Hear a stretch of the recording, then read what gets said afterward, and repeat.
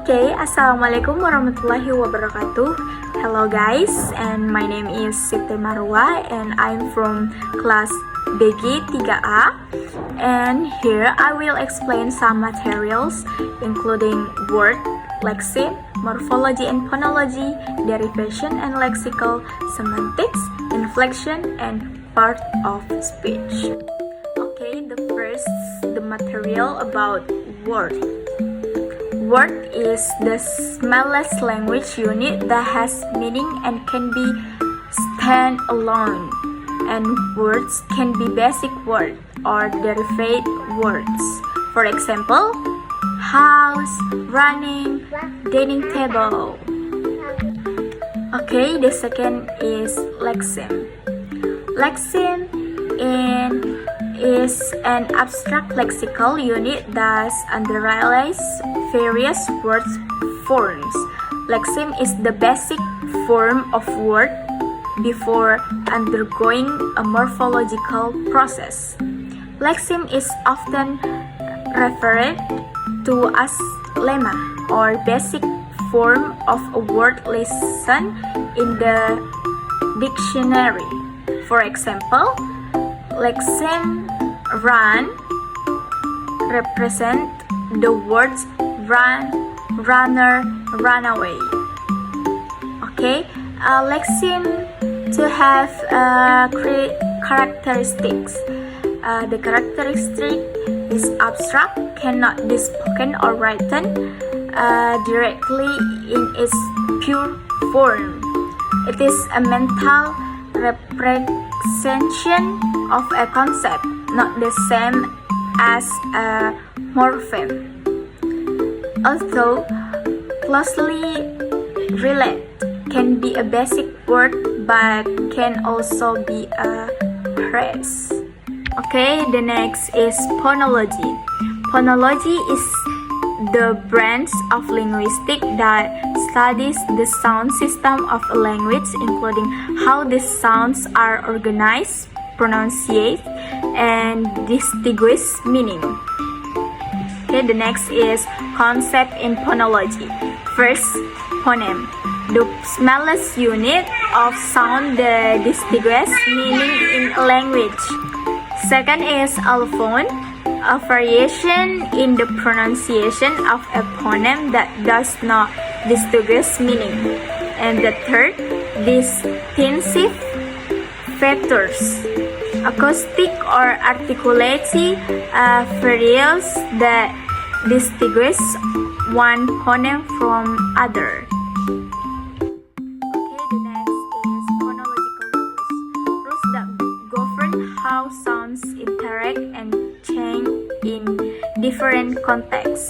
And syllable, a rhythmic unit in speech that usually consists of a vowel and its surrounding consonants. Okay, the next material is derivation. Derivation is the process of forming new words from a base word through the addition of affixes.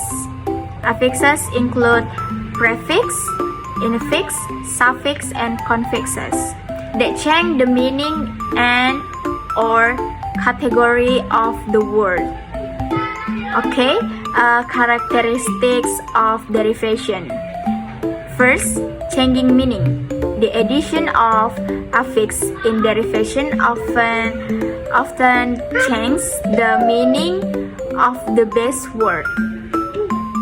The second is changing word categories. Derivation can change word categories. The third is forming new words.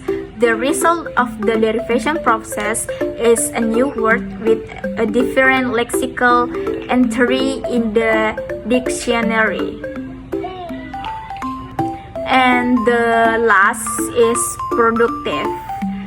The derivation process is generally productive, meaning it can be applied to many base words to form new words.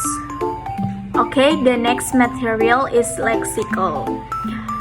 The lexical includes the word know, to a speaker of the language, including their meaning, pronunciation, and grammatical information. To be lexical means to relate to words as units of meaning rather than as part of a larger grammatical structure. First is lexical meaning.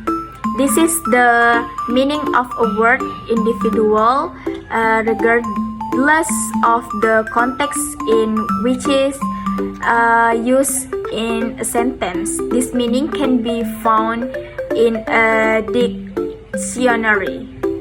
The second is lexical category. This is a grouping of words based on their function and meaning, such as noun, verb, adjectives, adverbs, and so on. Okay, the last is lexical entry. Each word in the lexicon is a lexical entry that contains information about the word, including its meaning, pronunciation, category, and other information. Okay, the next material is semantics. Semantics is a branch of linguistics that studies meaning in language. Semantics is distinct from syntax and pragmatics. Okay, the concept in semantics, the first, lexical meaning. The meaning of a word individually, regardless of context. This is the meaning usually found in a dictionary. Okay, the second is grammatical meaning. The meaning that arises from the relationships between words in a sentence or present.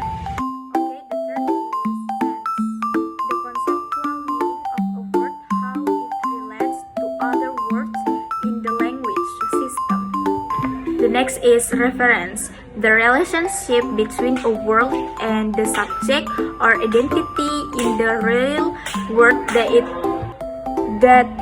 represents. Okay, the next is denotation. The literal or explicit meaning of a word. Okay, the next, connotation. The implicit or associative meaning of a word, which is related to certain emotions, cultures, or values.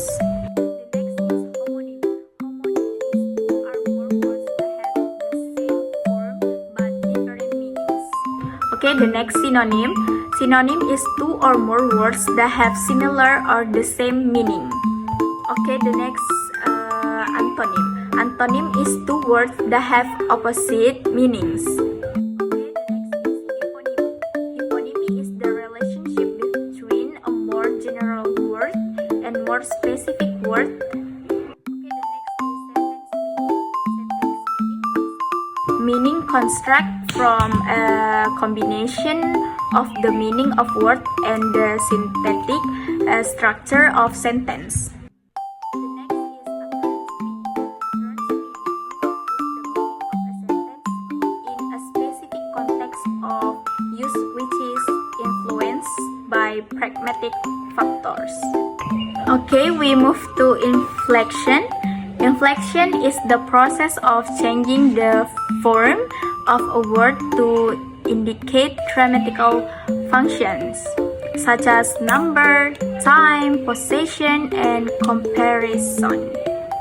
Inflection does not change the basic meaning or category of the word, but rather provides additional information about how the word is used in a sentence. And the last material is part of speech. Part of speech are categories of words that are grouped according to their function and role in a sentence.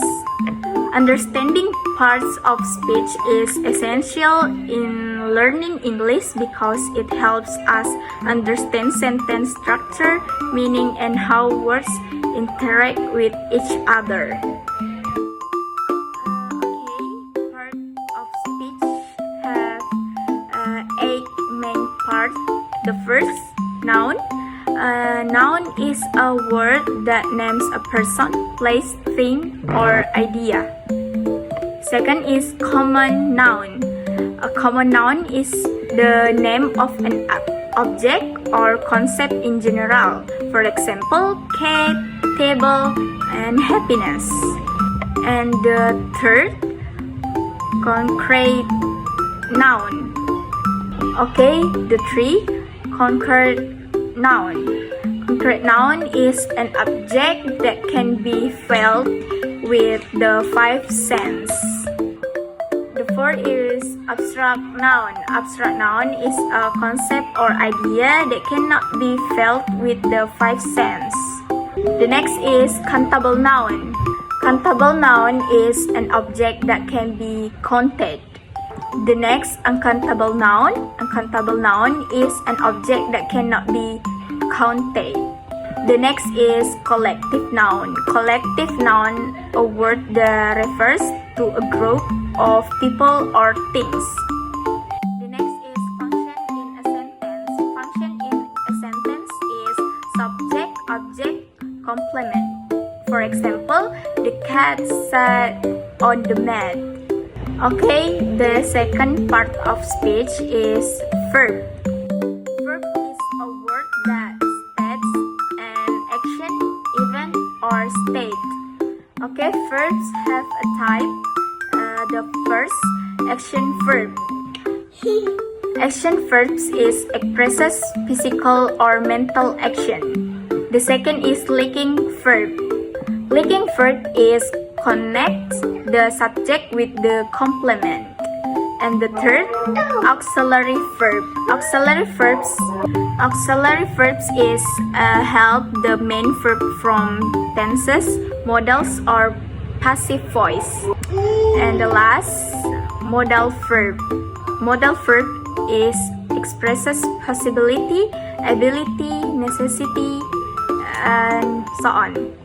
The third is adjective. Adjective is a word that describes a noun or pronoun. Okay, the fourth, adverb. Adverb is a word that describes a verb, adjective, or other adverb. Okay, the fifth is pronoun. Pronoun is a word that replaces a noun or noun phrases. Okay, the sixth is preposition. Preposition is a word that connects a noun, pronoun, or noun phrase to another part of the sentence. Okay, the seventh is conjunction. Conjunction is a word that connects a word, phrases, or clauses.